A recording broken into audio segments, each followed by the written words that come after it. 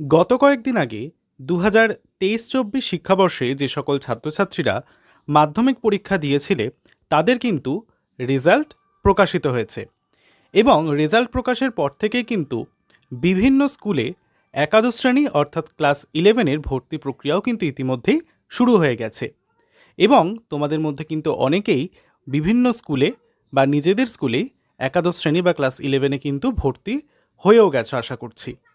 তাহলে এতক্ষণে তোমাদের জানার কথা যে তোমাদের কোন কোন বিষয় কোন কোন সিলেবাস পড়তে হবে। যেহেতু 2024 শিক্ষাবর্ষ থেকে নতুন সিলেবাস আমাদের ওয়েস্ট বেঙ্গল বোর্ড প্রকাশ করেছে, তার কারণে কিন্তু তোমাদের এবছরে কোন কোন নতুন জিনিস সেমিস্টার পদ্ধতিতে পড়তে হচ্ছে তা কিন্তু জানা দরকার। আজ আমরা নতুন সিলেবাসের মধ্যে থেকে তোমরা যারা আর্টস ডিপার্টমেন্ট নেবে বা আর্টস গ্রুপ নিয়ে পড়াশোনা করবে ভেবেছো এবং আর্টস গ্রুপেরই মধ্যে থেকে ফিলোসফি বা দর্শন বিষয়টিকে তোমরা বেছে নিয়েছো তোমাদের সাবজেক্ট হিসেবে, তাদের জন্য দর্শনের যে তোমাদের প্রথম সেমিস্টারে যে এমসিকিউ প্যাটার্নের পরীক্ষা হবে 40 নম্বরের, সেখানে তোমাদের কোন কোন জিনিসগুলো পড়তে হবে তা নিয়ে আলোচনা করব। আলোচনা শুরু করার আগে একটা অনুরোধ, ভিডিওটা ভালো লেগে থাকলে অবশ্যই ভিডিওটিকে পুরোটা দেখো এবং ভিডিওটিকে লাইক করে বন্ধুদের সঙ্গে শেয়ার করতে ভুলো না। চ্যানেলে যদি নতুন হয়ে থাকো তাহলে অবশ্যই চ্যানেলটিকে সাবস্ক্রাইব করে পাশে থাকা বেল আইকনটি প্রেস করে চ্যানেলের সঙ্গে থাকো। তাহলে চলো চলে যায় আজকে আমাদের মূল আলোচনায়, অর্থাৎ দর্শন বা ফিলোসফির তোমাদের ফার্স্ট সেমিস্টারে কোন কোন টপিকগুলো পড়তে হচ্ছে এবং প্রত্যেকটা টপিক থেকে তোমাদের কত কত নম্বরের প্রশ্ন আসতে চলেছে তাও কিন্তু জানাবো।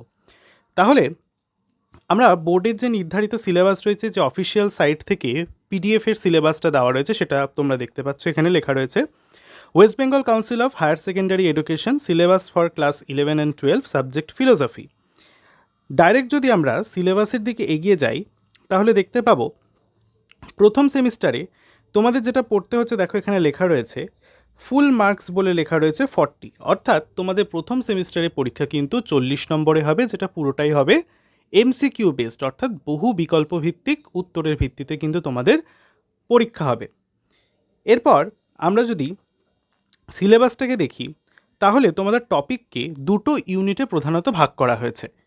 ইউনিট 1-এ বলছে ইন্ট্রোডাকশন টু ইন্ডিয়ান ফিলোসফি, অর্থাৎ ভারতীয় দর্শনের একটা ধারণা, ইন্ট্রোডাকশন তোমাদের এখানে পড়তে হবে। এখানের আবার কতগুলো উপবিভাগ আছে তোমরা দেখতে পাচ্ছ, টোটাল 7টা উপবিভাগ কিন্তু ইউনিট 1-এর রয়েছে। তাহলে এক এক করে আমরা দেখি। প্রথমে বলছে দর্শন শব্দের অর্থ, অর্থাৎ তোমাদের কিন্তু এগুলো চ্যাপ্টারের নাম, ঠিক আছে। চ্যাপ্টারের নাম হচ্ছে ইন্ট্রোডাকশন টু ইন্ডিয়ান ফিলোসফি, যেখানে তোমাদের এই উপবিভাগগুলো পড়তে হবে। প্রথমে বলছে দর্শন শব্দের অর্থ বা the meaning of the term দর্শন। এখানে একটা কলামই করা রয়েছে, দেখতে পাচ্ছ তোমরা, যে মার্কস বলে। এখানে তোমরা দেখতে পাচ্ছ যে তোমাদের যে প্রথম টপিকটা রয়েছে অর্থাৎ দর্শন শব্দের অর্থ থেকে, এই চ্যাপ্টারটি থেকে তোমাদের দুটো এমসিকিউ আসবে বা এই পার্ট থেকে দুটো এমসিকিউ আসবে। তাহলে পাশাপাশি কিন্তু তোমরা খেয়াল করবে যে কোন চ্যাপ্টার থেকে বা কোন টপিক থেকে কত নম্বরের প্রশ্ন আসতে চলেছে, এটাও কিন্তু তোমরা খাতার মধ্যে চাইলে লিখে নিতে পারো।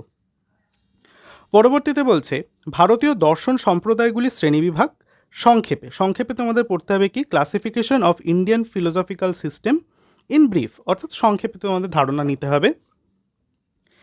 3 দাগে বলছে জ্ঞান লাভের 6টি পদ্ধতি, প্রমাণ সম্পর্কে ভারতীয় তত্ত্বসমূহ। দেখো, সত্যি কথা বলতে কি আমার দর্শন সম্পর্কে কোনো ধারণা নেই। যেহেতু অনেকে কমেন্ট করছিল যে দাদা দর্শন সিলেবাসটা বা ফিলোসফি সিলেবাসটা দাও, সেই জন্য কিন্তু একটা সংক্ষেপে তোমাদের ধারণা দেওয়ার চেষ্টা করছি। যদি কোনো সময় কোনো বানানে ভুল হয় বা উচ্চারণ করতে ভুল হয়, তার জন্য আমি আগে থেকেই ক্ষমার প্রার্থী। যেহেতু আমার 11-12-এর দর্শন ছিল না, তা আমি এই বিষয়ে কোনো কিছুই জানি না। যদি উচ্চারণে ভুল হয় বা আমি কিছু ভুল বলে থাকি তাহলে আগে থেকেই কিন্তু ক্ষমা প্রার্থী তোমাদের কাছে। 4 দাগের তোমাদের যে টপিকটা পড়তে হচ্ছে সেটা হচ্ছে চারবাক কর্তৃক অনুমান প্রমাণ খণ্ডন বা, এবং 5 নম্বরে পড়তে হচ্ছে ন্যায়সম্মত প্রত্যক্ষের লক্ষণ।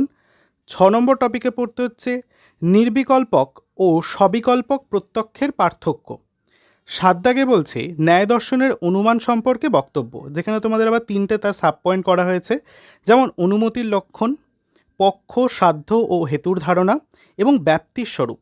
তাহলে এই ছিল তোমাদের সম্পূর্ণ ইউনিট 1-এর সিলেবাস বা ইউনিট 1-এ তোমাদের কোন কোন টপিকগুলো পড়তে হচ্ছে। চলে যাব ইউনিট 2-তে। ইউনিট 2-এ তোমাদের নামকরণ করা হয়েছে দেখো, introduction to western philosophy. Unit 1-এ আমরা পড়লাম ভারতীয় দর্শনের কথা, এবার আমরা পড়ব ওয়েস্টার্ন পাশ্চাত্য দর্শনের ধারণা, যেখানে তোমাদের দুটো সাবটপিক পড়তে হচ্ছে। প্রথমে বলছে দর্শনের স্বরূপ এবং শাখাসমূহ, অর্থাৎ nature and branches of philosophy. এই অধ্যায় থেকে তোমাদের 6টি এমসিকিউ আসবে। এবং 2 নম্বর সাবটপিকে বলছে জ্ঞানের উৎসসমূহ বা সোর্সেস অফ নলেজেস। এর আবার দুটো করে সাব পয়েন্ট করা রয়েছে।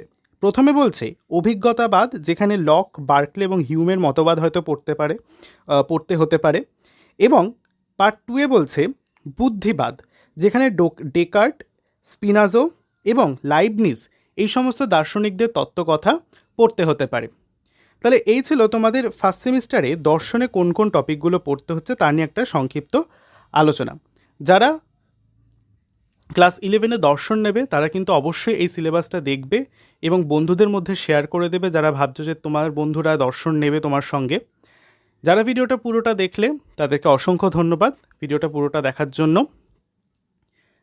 আশা করছি ভিডিওটা ভালো লেগেছে। ভালো লাগে থাকলে অবশ্যই ভিডিওটিকে একটি লাইক করে বন্ধুদের সঙ্গে শেয়ার করতে ভুলবে না। চ্যানেলে নতুন হয়ে থাকলে অবশ্যই চ্যানেলটিকে সাবস্ক্রাইব করে পাশে থাকা বেল আইকনটি প্রেস করে চ্যানেলের সঙ্গে থাকবে। দেখা হচ্ছে পরের ভিডিওটিতে অন্যান্য আরও সিলেবাসের আলোচনা নিয়ে। সবাই ভালো থেকো, টাটা।